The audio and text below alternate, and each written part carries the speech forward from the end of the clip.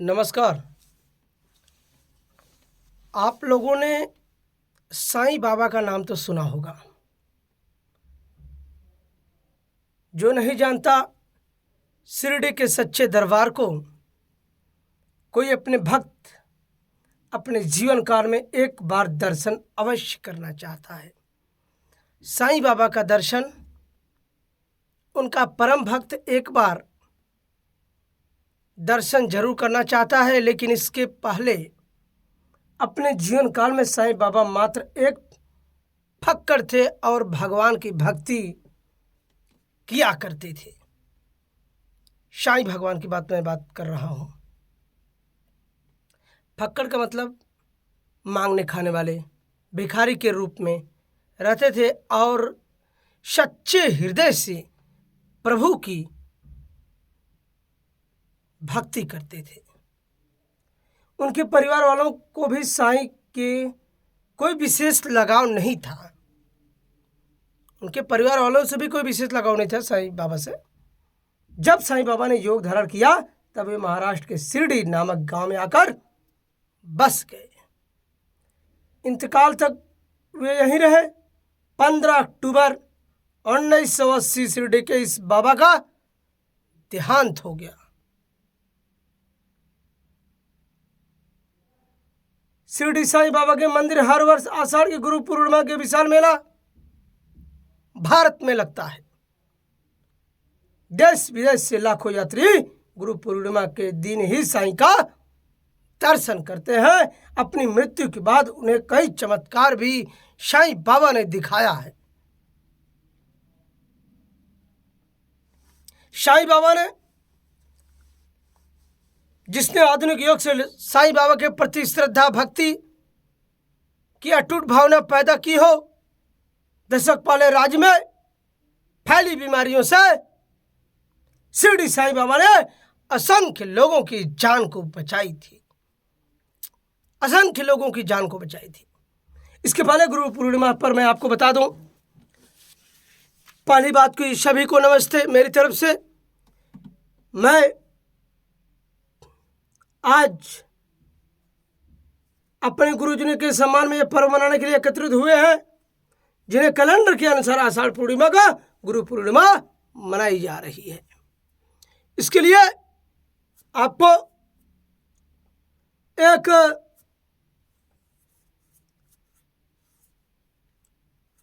तेरह जुलाई को संपूर्ण देश में हर्ष उल्लास के साथ मनाया जा रहा है। गुरु पूर्णिमा का महत्व हम आपको इस वीडियो के माध्यम से बताना चाहते हैं। गुरु पूर्णिमा देश का हिंदू धर्म में विश्वास करने वाला एक बड़ा दिन है, ऐसा कहा जा रहा है। सच्चे मार्गदर्शक गुरु के बिना व्यक्ति का जीवन पारदर्शी जीवन की तरह रह जाता है। इंसान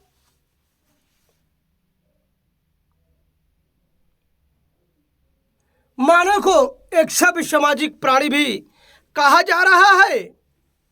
मनुष्य में सभ्य बनने, सभी के साथ मिलजुल कर रहने का गुणों का संचार गुरु ही करता है,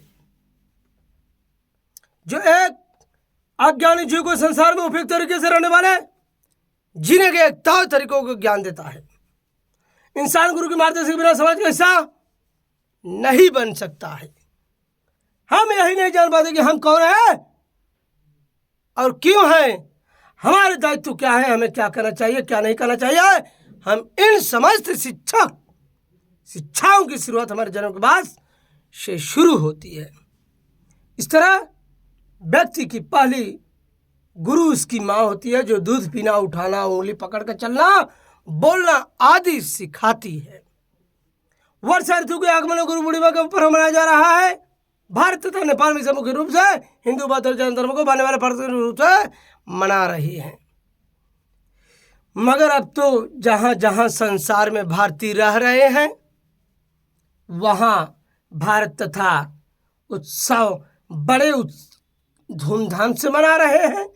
पर्व के अवसर पर भी मौसम भी मानने वाले रूप पे एक पारंपरिक रूप से मना रहे हैं। पर्व के अवसर पर मौसम भी सुहाना बन जा रहा है। इस दिन शिष्य अपने अध्यापक गुरुजनों आदि को सम्मान कर रहे हैं, उनको सम्मान दे रहे हैं और सम्मान से बात कर रहे हैं। आज के जीवन क्षेत्र में सम्मान के मिलना बहुत दायित्व हो गया है। साईं बाबा ने इस बात को एक संक्षेप रचना के माध्यम से बताया है। गुरु गोविंद दो खड़े काके लागू पाए, बलिहारी गुरु आपने गोविंद दियो बताए। आषाढ़ पूर्णिमा के दिन यादगार दिवस है।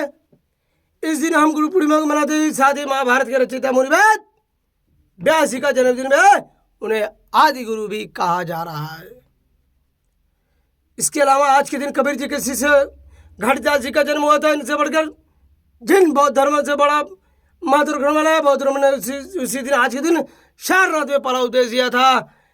आदि गुरु भगवान सिंह ने भी आज की सात ऋषियों का योग ज्ञान दिया था। ज्ञान दिया था, सोचने की बात है, समझने की बात है, परखने की बात है, दिखाने की बात है। आज इस भारत देश में साईं बाबा का नाम हजारों लोगों के मुखों पर आता है। लोग उनकी बड़ी आस्था से पूजा करते हैं और उनकी भक्ति में इतनी शक्ति थी। एक बार की आपको बता दें कहानी के माध्यम से। एक बार सभी गांव के लिए प्रसाद बना रहे थे। साईं बाबा जो खौलती खीर में अपने हाथ डालकर खीर को चलाने का प्रयास किया था और उन्होंने समाज के सामने उस खीर को अपने हाथ से चलाया, जो खीर धधकती आग पर उबल रही थी और उन्होंने ऐसा कर दिखाया।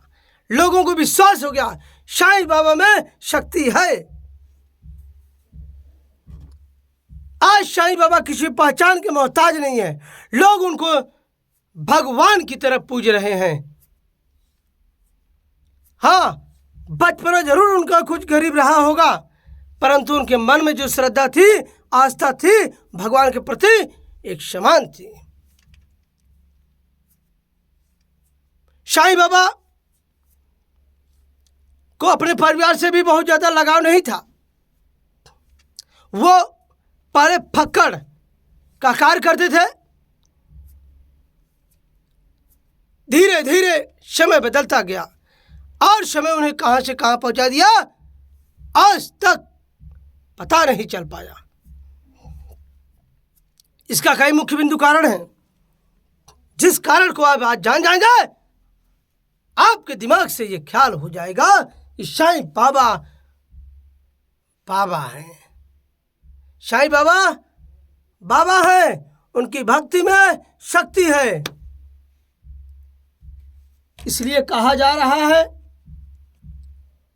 भारत के सबसे बड़े प्राचीन काल में हमारे देश में औपचारिक शिक्षा का एकमात्र हमारे गुरुकुल हुआ करते, जो एकांत निजी आवासीय विद्यालयों का ही रूप होते थे। इसके लिए उन्होंने हमारे आधुनिक शिक्षा व्यवस्था में हर एक वैसे विद्यालय बने हुए, जहां अगर हमें बच्चे ज्ञान अर्जन करते तो घर लौटकर शिक्षक के दौर में राज की कारण जारी हुआ है, जो आज भी है। समय के इस बदलते चक्र को समाज का शिक्षक के प्रति रवैया ठीक उसी प्रकार शिक्षक की संहिता पर रखे रोक कार्मिक की तरह पाठ्यक्रम को किसी तरह पूर्ण कराने में प्रयत्न करते हैं। आज शिष्य और गुरु के बीच स्टेल रिश्ता धीरे धीरे खत्म होता जा रहा है। इसकी एक बड़ी वजह है हमारी शिक्षा का निजीकरण भी है। हमें इन परिस्थितियों में गुरु के सम्मान को पुनः बहाल करना होगा। हमारे गुरुजनों को भी अपने शिष्य के प्रति पुत्रवार व्यवहार करना होगा तथा उन्हें जीवन में यही सही प्रदर्शन करना होगा। वही हमारे समाज देश का भविष्य निर्माता है। हमारे गुरुजनों के प्रति यहाँ विराजमान समस्त गुरुजनों के चरणों में कोटि कोटि नमन करता हूँ और गुरु पूर्णिमा को भाषण यही विराम देना चाहता हूँ। इस वीडियो के माध्यम से मैंने आपको ये सब गुरु पूर्णिमा और साईं बाबा के बताने का प्रयास जो किया है, शायद आपको बहुत अच्छी जानकारी मिल गई होगी।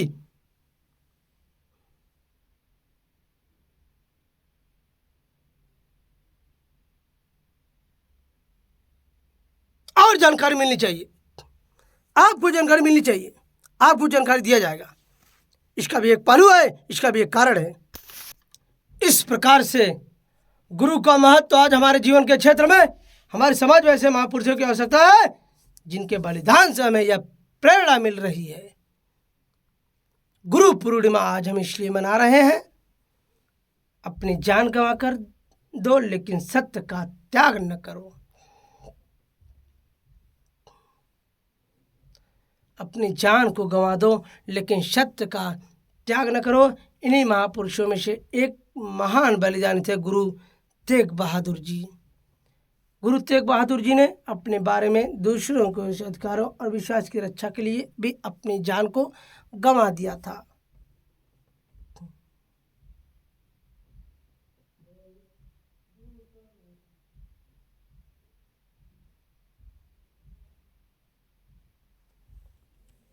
इस जान को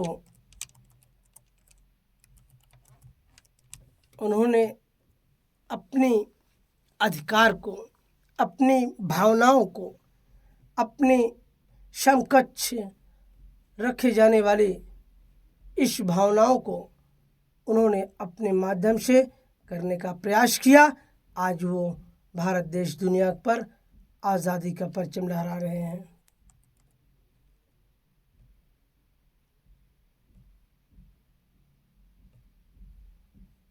इस प्रकार से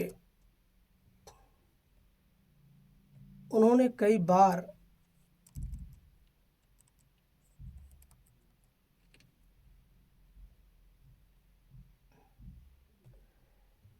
बार सामना किया, जिसका आज एक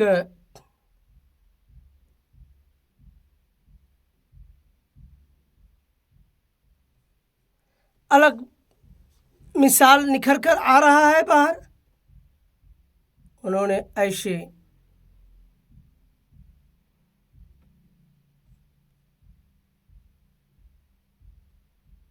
कार्य को किया जिसमें से कि लोगों में एक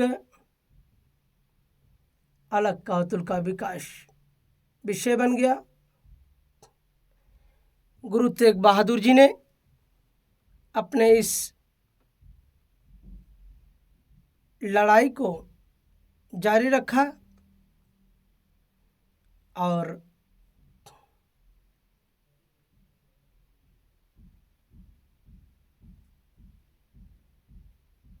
इस कार्य में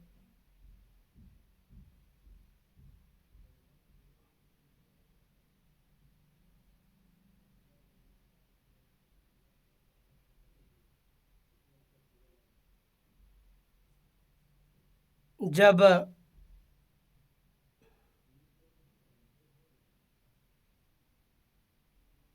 लोग उनका साथ देने के लिए आगे आए,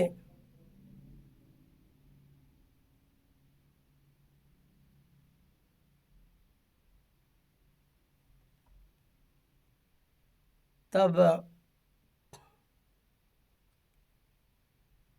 लोगों ने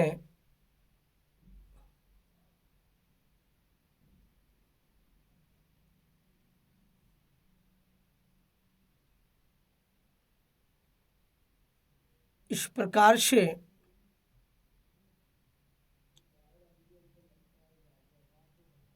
उनके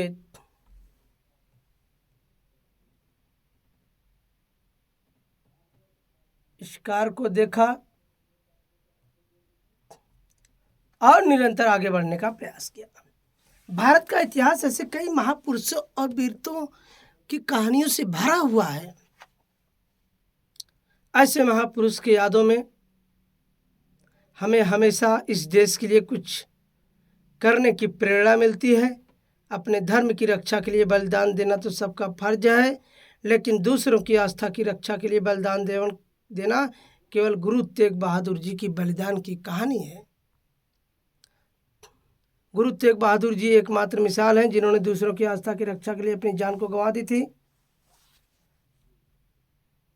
और गुरु सिखों के प्रथम गुरु नानक देव के द्वारा बताया गया मार्ग का अनुसरण करने वाले गुरु तेग बहादुर सिखों के 9वें गुरु हैं।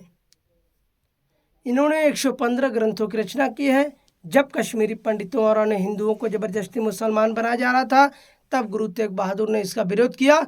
1675 ईस्वी में मुगल शासक औरंगजेब के सामने इनका सर कटवा दिया गया क्योंकि इन्होंने इस्लाम स्वीकार नहीं किया। इन्होंने इस्लाम को स्वीकार नहीं किया। गुरुद्वारा शीशगंज साहिब और गुरुद्वारा रकाबगंज साहिब वह स्थान है जहां गुरु तेग बहादुर जी की हत्या कर दी गई थी। यह स्थान उनकी याद दिलाते हैं। इन्होंने धर्म और मानवीय मूल आदर्श एवं संस्कृति के प्रति अपने प्राणों की आहुति दे दी। अपने प्राणों की आहुति दे दी। इनके सर को कलम कर दिया गया है।